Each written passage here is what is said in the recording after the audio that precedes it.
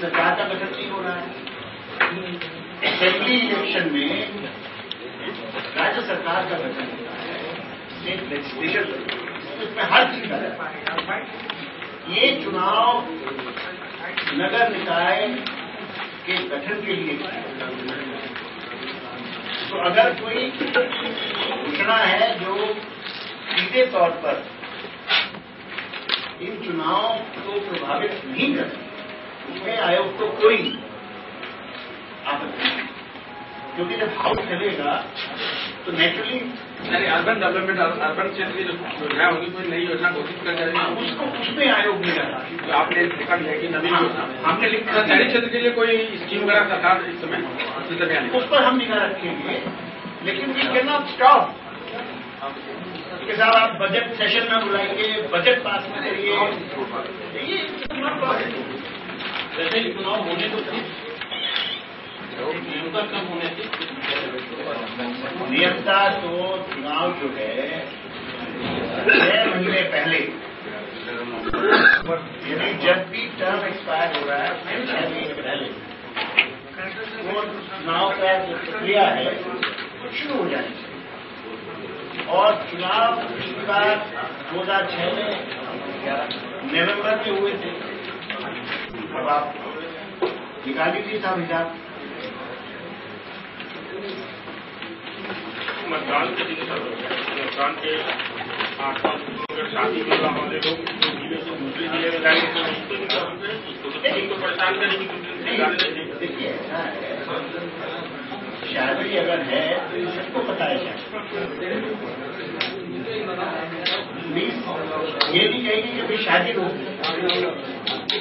लेकिन शादी में भी आप कैसे पता लगाएंगे कि इसमें अनडिजायरेबल कोई बदमाश है, गुंडा है, टेररिस्ट है।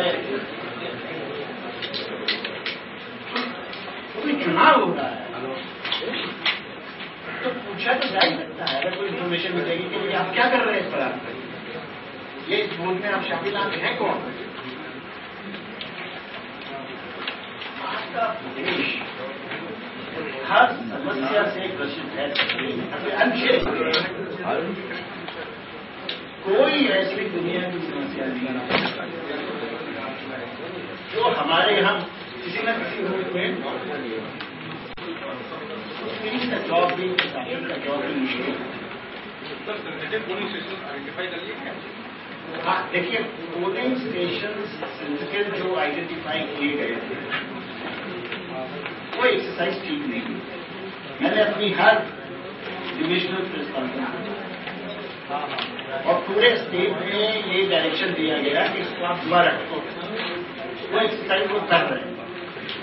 किसी भी स्टेट पर एक मीटिंग हम करेंगे, जहां जरूरत होगी हम फिर में जाएंगे।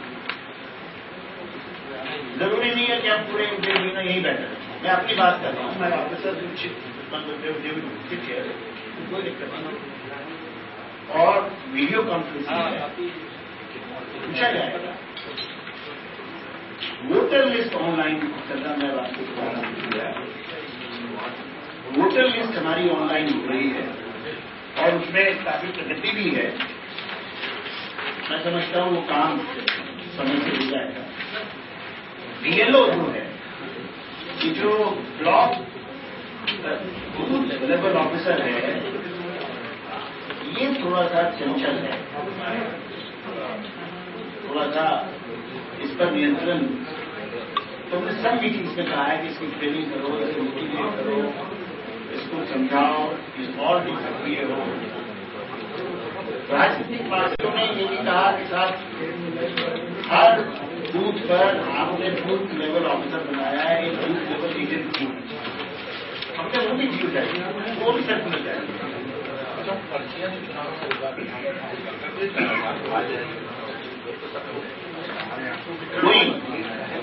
और जो पर्ची है, पर्ची के एक तरफ तो डिटेल्स हैं, हम पर्ची की दूसरी तरफ भी एक कुछ लिखवा रहे हैं, अनुरोध, अपील कि जब वो पर्ची उसके घर पहुंचे तो वो पर्ची ना देंगे, एक हमारी तरफ से उसके पीछे पी भी रहे कि भैया निकालो थोड़ा समय, थोड़ा सा।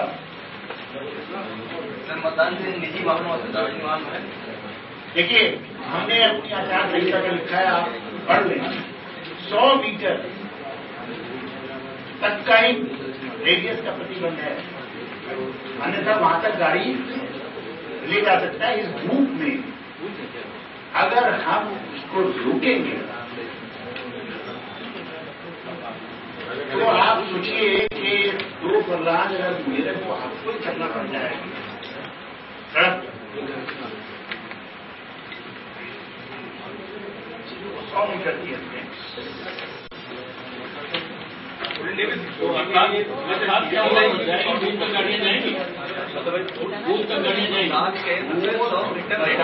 से 100 मीटर रेडियस नहीं जाएगी, 100 मीटर। पोलिंग डे के दिन पुलिस स्टेशन के आसपास देखिए सेंट्रल पैरामिलिट्री फोर्सेस का रेगुलेशन नहीं, पूरे स्टेट में 17-18 जिले चुनाव। On a given day, we are holding elections only in 17 districts in the state. Can you say कि जो प्रदेश की पुलिस है, पीएसी है, जो हमारा पूरा तंत्र है, वो प्रदेश में 17 जनपदों में चुनाव नहीं लड़ा?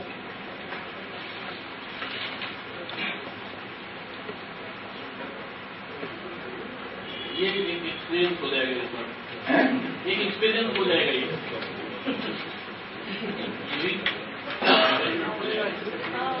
एक्सपीरियंस तो नहीं, एवरी डे यू एक्सपीरियंस। यही क्यों?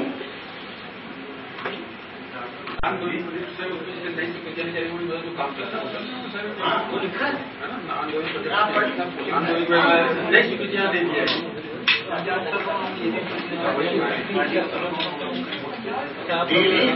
का समय आप बताइए,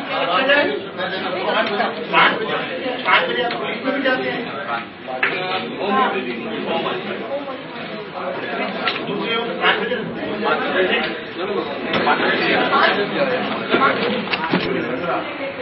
जनपदों में चुनाव का समय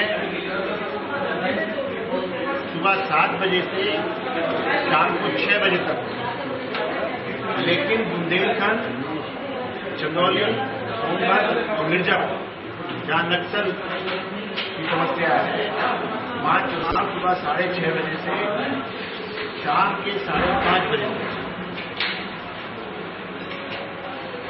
कुल मतदाता 3,02,43,225 हैं और 3 जनपदों में कन्नौज, रमाबाई नगर, औरैया में चुनाव की घोषणा अलग से की जाएगी, क्योंकि कन्नौज में पार्लियामेंट का इलेक्शन 24 जून को है और उसमें कुछ क्षेत्र जो है रमाबाई नगर और औरैया का भी पड़ता है। इन तीनों जिलों की जो अधिसूचना है या चुनाव का कार्यक्रम है वो अलग सर बजट सत्र शुरू होने वाला है और बजट तो पास नहीं है, उधर सरकार कैसे चलेगी, प्रदेश कैसे काम करेगी? अर्बन क्षेत्र में हमने जो आदर्श आचार संहिता जारी की है उसमें लिखा हुआ है कि ऐसी योजनाएं जो नगरीय निकायों के कार्यों से संबंधित या उनमें हो रहे चुनाव को प्रभावित कर सकती है, उनमें कोई नई स्वीकृति नहीं होगी। नियुक्ति और प्रोन्नत इन पर पूर्ण प्रतिबंध रहेगा। जहां किसी वजह से ये आवश्यक हो, अनिवार्य हो, तो ऐसी दशा में पिछले चुनाव में इलेक्शन कमीशन ऑफ इंडिया ने कुछ ऐसा किया था। ब्लैक मनी का इशू नहीं था, वो इशू ये था कि चुनाव में खर्चा जो है वो किस प्रकार हो रहा है। प्रत्याशी जो खर्च करेंगे क्या उन पर प्रत्याशी जो खर्च करेगी उसकी व्यवस्था की गई है। उसमें राशि अपना अकाउंट खुलाएगा, उसी अकाउंट के थ्रू इसमें हर जिले में कमेटी बनाई गई है, जिसमें डीएम है, सीडीओ है और ट्रेजरी ऑफिसर है, सीनियर ट्रेजरी ऑफिसर।